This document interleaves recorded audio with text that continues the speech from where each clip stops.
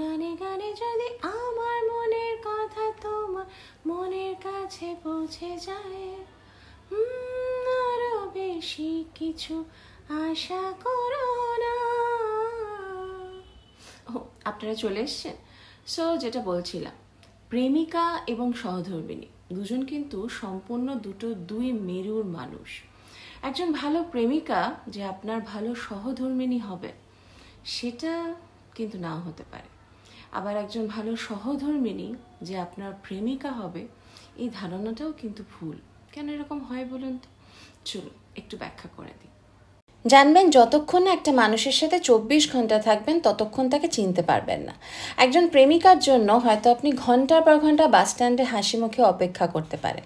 তার বানানো আপনার জন্মদিনের পায়েস খেয়ে মনে হতেই পারে আপনি খুবই লাকি এমন একজন প্রেমিকা পেয়ে। কিন্তু যে সহধর্মিণী রোজ আপনার জন্য রান্না করছে তার কিন্তু এক একদিন নুন বেশি বা ঝাল কম হতেই পারে।